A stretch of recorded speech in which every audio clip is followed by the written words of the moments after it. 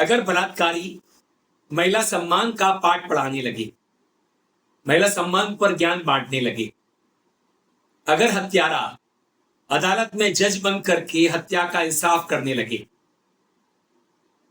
पीड़ित को न्याय देने लगे, अगर कोई भ्रष्टाचारी जो आकंठ तक गले तक भ्रष्टाचार में डूबा है वो ईमानदारी का पाठ पढ़ाने लगे, आप उसे क्या कहेंगे? आप कहेंगे मुंह में राम बगल में छुरी? आप कहेंगे 900 चूहे खा के बिल्ली हज को चली? नमस्कार दोस्तों, मैं हूं आपके साथ अरविंद। आप देख रहे हैं मुझे अपने ही मंच अरविंद दिल से पर। वीडियो पसंद आने पर आप इसे लाइक करें, शेयर जरूर करें, चैनल को सब्सक्राइब भी कर दें, बेल आइकन का घंटी जैसा बटन दबा दें जिससे कि आने वाली वीडियो की आपको नोटिफिकेशन मिल सके।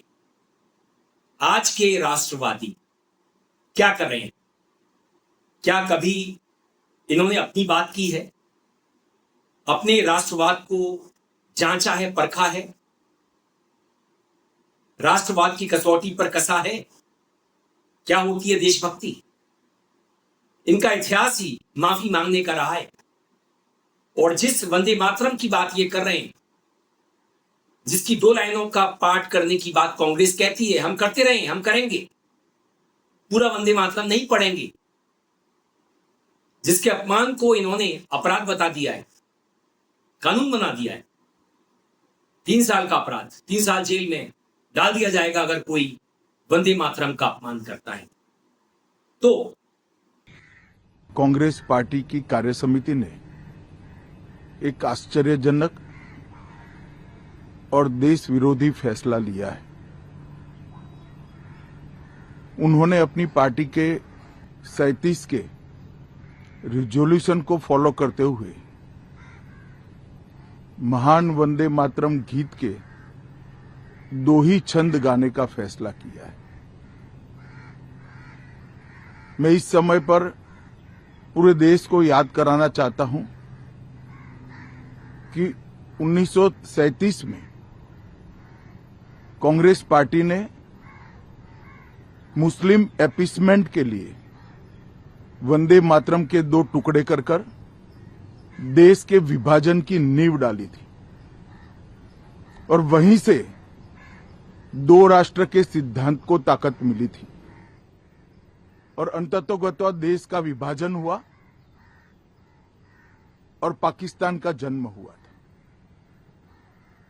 आज जब वो ऐतिहासिक गलती को वंदे मातरम के गीत के प्रागट्य के 150वें साल में नरेंद्र मोदी सरकार ने सुधार कर बंकिम बाबू की ये अमर कृति को पूरा गीत गाकर राष्ट्रीय एकात्मता को फिर से एक बार सुदृढ़ करने का प्रयास किया है और सभी सरकारी फंक्शंस में इसको पूर्ण रूपेण गाने का जो निर्णय किया है वो निर्णय को कानूनी जामा भी पहनाया है। इसकी अवहेलना करने का कांग्रेस ने कल निर्णय किया है। कांग्रेस का ये निर्णय केवल और केवल इनकी घोर तुष्टीकरण की नीति की पुष्टि करता है। वोट बैंक के तुष्टीकरण के लिए उन्होंने स्वर्गीय बंकिम बाबू के इस अमर कृति का न केवल अपमान किया है, वो लाखों शहीदों का भी अपमान किया है। बंकिम चंद्र चटर्जी जी ने आनंद मठ के चैप्टर में क्या लिखा है?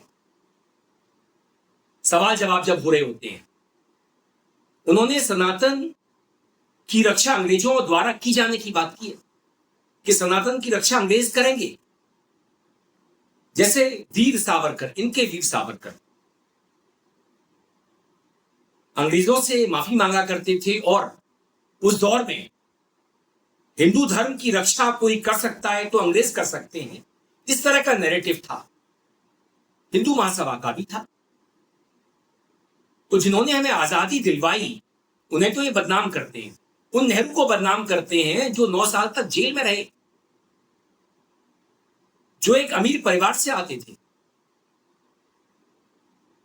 जिन्होंने अपने आनंद भवन को देश को समर्पित कर दिया, उस नेहरू को ये अय्याश बतलाते हैं। ये रिश्तों को भी तार तार करते हैं, ये बहन भाई के रिश्तों को भी तार तार कर सकते हैं, मगर अपने गिरेबान में नहीं झांक सकते। इन्हें इंट्रोस्पेक्शन करना आता ही नहीं है। ये आरोप लगा रहे हैं कांग्रेस पर वंदे मातरम को लेकर के। कांग्रेस से प्रमाण मांग रहे हैं उनकी देशभक्ति का। अरे उस कांग्रेस से तुम क्या प्रमाण मांगोगे जिस परिवार ने देश के लिए 2 बलिदान दिए हों, और तुम्हारे बलिदान का पता है। तुम तो देश की जनता से ही बलिदान मांगते हो कि तुम क्या कर सकते हो, तुम कितने दिन भूखे रह सकते हो, कुपोषित रह सकते हो, तुम कितनी हार स्वीकार कर सकते हो, बर्बाद शिक्षा व्यवस्था को स्वीकार कर सकते हो। कितनी जर्जर हालत है। टीन शेड एक लगाया है आपने, और टीन शेड में देखिए वो आधा गिरा हुआ है। हम ये कहने के लिए अधिकृत नहीं है, बट नॉट अलाउड। आप बाहर जाइए सर। नहीं, मतलब जहाँ जानवरों का चारा रखा हुआ है वहाँ पर आप बच्चों को पढ़ा रहे हैं। यहाँ पर इस तरीके से बच्चों के साथ करेंगे, बिल्कुल जो है वो हम सवाल कर रहे हैं आपसे, हम आपसे सवाल कर रहे हैं। कांवड़ यात्रा हमारा हुआ बंद तो ये सब उठवा के फेंकवा देंगे। करवाओ ये सब चीज, मत करवाओ ये सब। अरे अपमान मत करो। वहां पर उत्तर प्रदेश के मुख्यमंत्री अपनी पुलिस और प्रशासन के साथ फूल बरसाते हैं। आपने देखे हैं वीडियोस?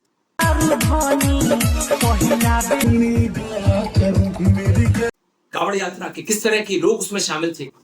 मैं अच्छे लोगों की बात नहीं करूंगा, उन अच्छे श्रद्धालुओं की बात नहीं करूंगा जो पूरी श्रद्धा के साथ इस यात्रा में शामिल होते हैं, इस यात्रा को पूरा करते हैं। मगर जिस तरह का नंगा नाच हमने इस कांवड़ यात्रा में देखा, जैसी भाव भंगिमाएं बच्चों की, जैसे जेस्चर्स, और जब देश के जेंजीज ने गाली वाले मीम्स बनाए, प्रधानमंत्री को बुरा लग गया, उन्होंने दिल पर ले लिया। और ये कांवड़ यात्री क्या कर रहे थे, किस तरह की हिंसा पर उतारू थे। मेरठ मुजफ्फरनगर के स्कूल 7 दिन के लिए बंद करने पड़े। महिलाएं वहां पर किस तरह का नाच कर रही है। अगर किसी ने मुंबई के बार डांस को देखा है, जो वहां पर डांस बार होते हैं, वहां पर जो डांस चलता है, वो भी आपको कम गंदा लगेगा।